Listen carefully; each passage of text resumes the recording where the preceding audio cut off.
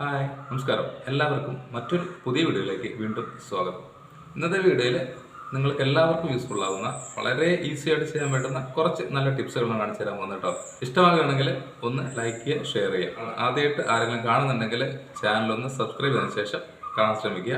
അപ്പോൾ നമ്മൾ ഡെയിലി ലൈഫിൽ ഉപയോഗിക്കാവുന്ന കുറേ നല്ല ടിപ്സുകളാണ്. അറിയാത്തവർ ആരെങ്കിലും ഉണ്ടെങ്കിൽ തീർച്ചയായിട്ടും ഇതൊന്ന് ട്രൈ ചെയ്ത് നോക്കുക. അപ്പോൾ വീഡിയോ സ്കിപ്പ് ചെയ്യാതെ മുഴുവനായിട്ട് കാണാൻ നോക്കുക. ഇന്നത്തെ വെറൈറ്റി ടിപ്സുകൾ നോക്കാം. നേരിട്ട് വീഡിയോയിലോട്ട് എടുക്കാം. ഇന്നത്തെ വീഡിയോയിൽ നമ്മുടെ ഫസ്റ്റത്തെ ടിപ്പ് എന്താണെന്ന് വെച്ച് കഴിഞ്ഞാൽ ഫ്രിഡ്ജിൽ ഉണ്ടാകുന്ന ഒരു ബാഡ് സ്മെല്ല് എങ്ങനെയാണ് നമുക്ക് മാറ്റാൻ പറ്റുക എന്നുള്ള സിമ്പിൾ ടിപ്പാണ്. ഏറ്റവും എഫക്റ്റീവായ ടിപ്സാണ് ഇന്ന് കാണിച്ചു തരാൻ പോകുന്നത്. അപ്പോൾ അറിയാത്തവരുണ്ടെങ്കിൽ ഒന്ന് ജസ്റ്റ് ട്രൈ ചെയ്യുക. അപ്പോൾ പലരും ചെയ്യുന്ന ടിപ്സ് എന്താണെന്ന് വെച്ച് കഴിഞ്ഞാൽ വിനീഗർ ആയിരിക്കും മാക്സിമം ഉപയോഗിക്കുക. വിനീഗർ വെച്ച് കഴിഞ്ഞാൽ നമുക്ക് വിനീഗറിൻ്റെതായ ഒരു സ്മെല്ല് തീർച്ചയായിട്ടും അറിയാൻ പറ്റുന്നതാണ്. അപ്പോൾ ഫ്രിഡ്ജിലെ ബാഡ് സ്മെല്ല് ഒഴിവാക്കാൻ ഏറ്റവും യൂസ്ഫുൾ ആയ ഒരു ഐറ്റം എന്ന് പറഞ്ഞു കഴിഞ്ഞാൽ ചായപ്പൊടിയാണ്. ചായപ്പൊടിയുടെ പ്രത്യേകത അത് ഓൾമോസ്റ്റ് എല്ലാവർക്കും അറിയുന്നത് തന്നെയാണ്. ബാഡ് സ്മെല്ല് പെട്ടെന്ന് അബ്സോർബ് ചെയ്യുന്ന ഐറ്റമാണ്. ഒരു ടേബിൾ സ്പൂൺ ചായപ്പൊടി മതിയാവും ഫ്രിഡ്ജിൻ്റെ ഏതെങ്കിലും ഒരു ഭാഗത്ത്. കാരണം നോൺ വെജ് ഒക്കെ വെക്കുകയാണെങ്കിൽ നല്ല രീതിയിൽ ബാഡ് സ്മെല്ല് ഉണ്ടാകും, പ്രത്യേകിച്ചിട്ട് മീനൊക്കെ ഉപയോഗിക്കുന്നവർക്ക്. അപ്പോൾ ഇതുപോലെ നിങ്ങൾ ചെയ്ത് വെക്കുകയാണെങ്കിൽ നമുക്ക് ഫ്രിഡ്ജിൽ ഏത് സാധനങ്ങൾ വേണം വെക്കാം. ഈ ഒരു സിമ്പിൾ ടിപ്പ് ചെയ്ത് കഴിഞ്ഞാൽ നമ്മൾ ഫ്രിഡ്ജ് തുറക്കുന്ന സമയത്ത് ആ ബാഡ് സ്മെല്ല് പൂർണ്ണമായിട്ട് നമുക്ക് ഒഴിവാക്കാൻ പറ്റും. അപ്പോൾ അറിയാത്തവരാരെങ്കിലും ഉണ്ടെങ്കിൽ ജസ്റ്റ് ഒന്ന് ട്രൈ ചെയ്ത് നോക്കുക. വളരെ വളരെ എളുപ്പമാണ്. ഇത് ചെയ്യാൻ പോകുന്ന രണ്ടാമത്തെ ടിപ്പ് ഒരുപാട് പേര് ചോദിക്കുന്ന ഒരു ടിപ്പാണ്. നമ്മുടെ ഗ്യാസ് സ്റ്റൗ എത്രയൊക്കെ ക്ലീൻ ചെയ്ത് കഴിഞ്ഞാലും വീണ്ടും അത് അഴുക്ക് പിടിക്കാറുണ്ട്. പ്രത്യേകിച്ചിട്ട് ഭക്ഷണ സാധനങ്ങൾ തിളച്ച് പൊങ്ങിക്കഴിഞ്ഞാൽ ബർണറിന്റെ ആ ഭാഗത്ത് കറകൾ ഉണ്ടാവാനുള്ള സാധ്യതയുണ്ട്. നമുക്ക് എണ്ണയുടെ പാടുകൾ ഉണ്ടാവാറുണ്ട്. ഇനി മുതൽ നിങ്ങൾ വെള്ളം വെച്ച് ക്ലീൻ ചെയ്യുന്നതിന് പകരമായിട്ട് വിനീഗർ ഉണ്ടെങ്കിൽ തീർച്ചയായിട്ടും നിങ്ങൾ ഇനി ഈ ഒരു രീതിയിൽ ചെയ്ത് നോക്കുക. നമ്മുടെ വീട്ടിലും സ്റ്റോക്കുള്ള ഒരു ഐറ്റം തന്നെയാണ്. ഇതുപോലെ കുറച്ച് വിനീഗർ ഗ്യാസ് സ്റ്റൗവിൻ്റെ മേലൊന്ന് തൂവി കൊടുക്കാം. ശേഷം അതുപോലുള്ള കറകളൊക്കെ ഉണ്ടെങ്കിൽ നമുക്ക് ഈസി ആയിട്ട് മാറ്റാൻ പറ്റുന്നതാണ്. ഒരു തുണിയിലാക്കിയതിന് ശേഷം ഒന്ന് ടച്ച് ചെയ്യുമ്പോൾ തന്നെ നമുക്ക് ആ കറകൾ ഈസി ആയിട്ട് മാറ്റിയെടുക്കാൻ പറ്റും. അപ്പോൾ നമ്മൾ വെള്ളം തൊട്ട് തുടക്കുകയാണെങ്കിൽ നമുക്ക് ഇത്രയും നീറ്റായിട്ട് കിട്ടില്ല.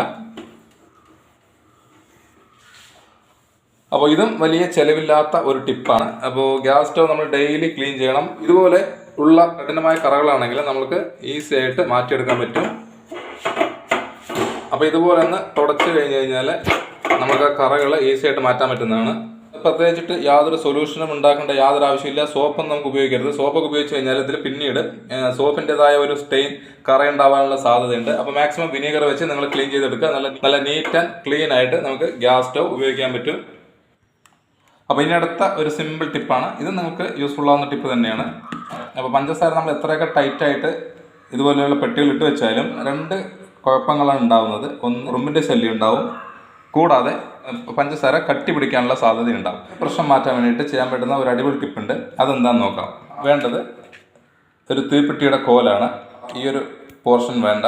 മരുന്നിൻ്റെ ആ ഭാഗം മാറ്റിയതിന് ശേഷം ഇതുപോലെ ഒന്ന് ഇട്ട് വെച്ച് കഴിഞ്ഞാൽ നമുക്ക് പഞ്ചസാര കട്ടി പിടിക്കുന്നത് 100% ഒഴിവാക്കാൻ പറ്റുന്നതാണ്. അതുപോലെ തന്നെ ഉറുമ്പിൻ്റെ ശല്യം ഉണ്ടാവില്ല, മറ്റുള്ള പ്രാണികളുടെ ശല്യം ഉണ്ടാവില്ല. വളരെ ഈസി ആയിട്ടുള്ള ടിപ്പാണ്.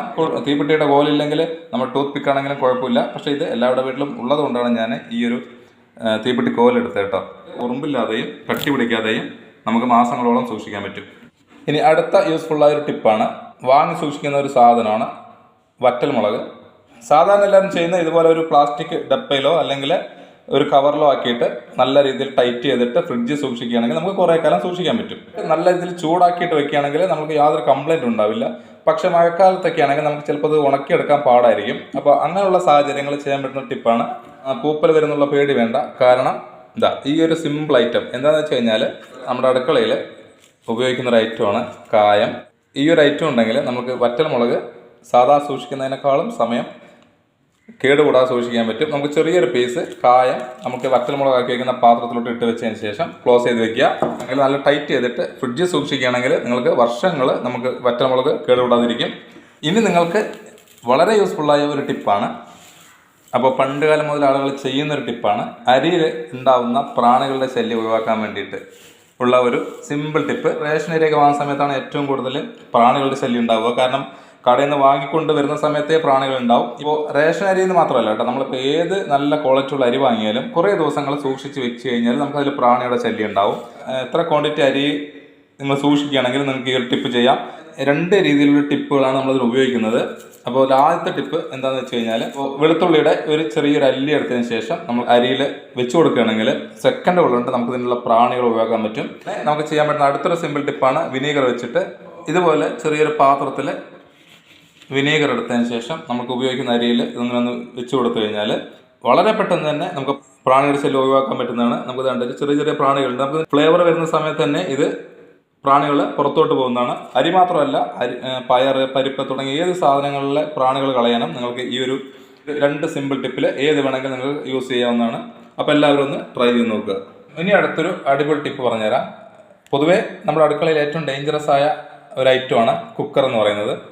കാരണം അത് പ്രഷറിലായതുകൊണ്ട് നമുക്ക് ഏത് സമയത്തും അപകട സാധ്യത കൂടുതലാണ്. അതുകൊണ്ട് പ്രായമായ ആളുകൾക്കൊക്കെ വളരെ പേടിയാണ് ഉപയോഗിക്കുന്നതിന് വേണ്ടിയിട്ട്. അപ്പോൾ കുക്കറിലുണ്ടാവുന്ന മെയിനായിട്ട് ഉണ്ടാകുന്ന ഒരു പ്രശ്നം എന്ന് പറഞ്ഞു കഴിഞ്ഞാൽ, ഇതിൻ്റെ വാഷർ ലൂസായി കഴിഞ്ഞാൽ നമുക്കത് തിളച്ച് പുറത്തോട്ട് വരാനുള്ള സാധ്യതയുണ്ട്. കൂടാതെ പ്രഷർ പുറത്തോട്ട് പോകും, കറക്റ്റായിട്ട് സാധനങ്ങൾ വെന്ത് കിട്ടില്ല, ഭക്ഷണ സാധനങ്ങൾ അടിയിൽ പിടിക്കാനുള്ള സാധ്യതയുണ്ട്. ലൂസായി കഴിഞ്ഞാൽ നിങ്ങൾ തീർച്ചയായിട്ടും ഈ ഒരു രീതി ഒന്ന് ട്രൈ ചെയ്ത് നോക്കുക. കുക്കർ ഉപയോഗിക്കുമ്പോൾ നിങ്ങൾക്ക് തിളച്ച് പൊങ്ങി പുറത്ത് പോകുന്ന ആ ഒരു പ്രശ്നം ഉണ്ടെങ്കിൽ വളരെ ഈസി ആയിട്ട് ചെയ്യാൻ പറ്റുന്ന ഒരു ടിപ്പ് പറഞ്ഞുതരാം. അതായത് നമ്മൾ കുറച്ച് വെളിച്ചെണ്ണ ഒന്ന് ചൂടാക്കി എടുക്കുക. ലൈറ്റായിട്ടൊന്ന് ചൂടാക്കിയതിന് ശേഷം നമ്മുടെ ഈ കുക്കറിൻ്റെ വാഷറിൻ്റെ ഭാഗത്തൊന്ന് പുരട്ടി കൊടുക്കുക.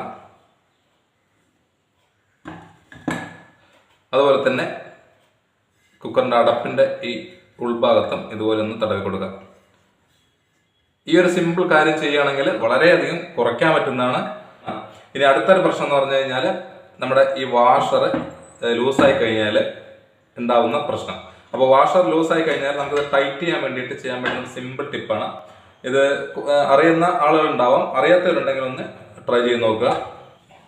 അപ്പോൾ എത്ര ലൂസായ വാഷർ ആണെങ്കിലും വളരെ ഈസി ആയിട്ട് അളവ് കറക്റ്റ് ആക്കണമെങ്കിൽ ഇതുപോലെ ഫ്രിഡ്ജിൽ ഒരു 5 മിനിറ്റ് സൂക്ഷിച്ചാൽ മാത്രം മതി.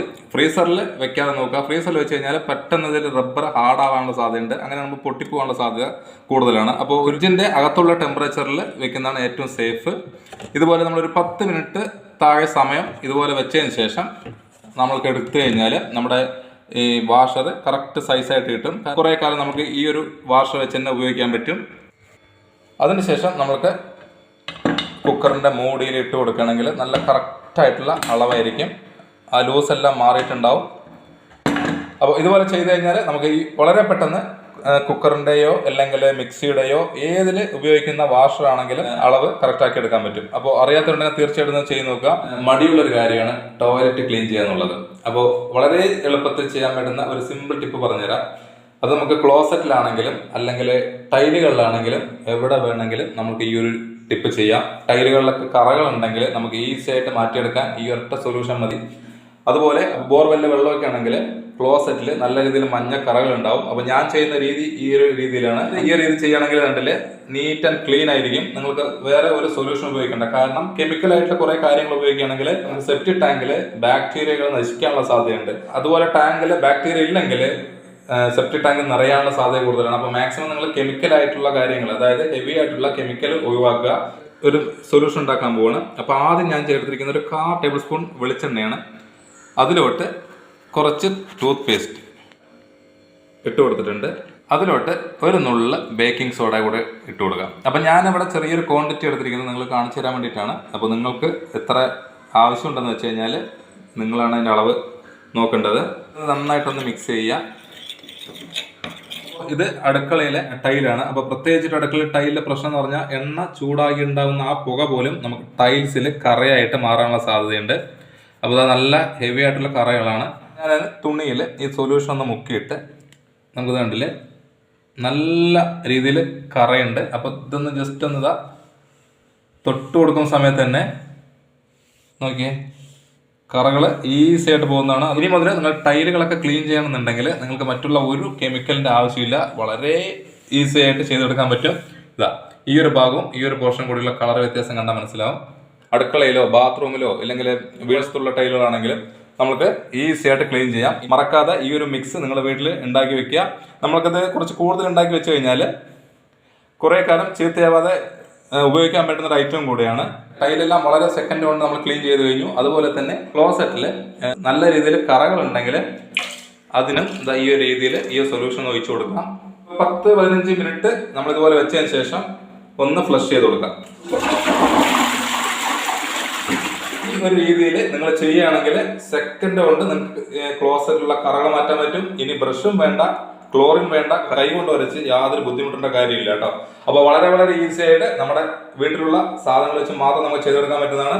അപ്പോൾ ഇനി മുതൽ കുളിമുറി എപ്പോഴും ഫ്രഷ് ആയിരിക്കും. നിങ്ങൾക്ക് കുറച്ച് സ്മെല്ല് കൂടെ വേണമെന്നുണ്ടെങ്കിൽ നമുക്ക് കംഫർട്ടോ അല്ലെങ്കിൽ അതുപോലുള്ള എന്തെങ്കിലും ഒരു പ്രൊഡക്റ്റും കൂടെ ഒരു 1/4 ടേബിൾ സ്പൂൺ ഒഴിച്ചു കൊടുത്തു കഴിഞ്ഞാൽ ബാത്റൂം നല്ല ഫ്രഷ് ആയിട്ടുള്ള മണം കൂടി ഉണ്ടാവും. അപ്പോൾ എല്ലാവരും ഇനി മുതൽ ക്ലോസറ്റ് ടൈൽസ് ഒക്കെ ക്ലീൻ ചെയ്യാൻ ഈ ഒരു സൊല്യൂഷൻ ഉണ്ടാക്കിയെടുക്കുക. അപ്പോൾ എല്ലാവരും ഒന്ന് ട്രൈ ചെയ്ത് നോക്കുക.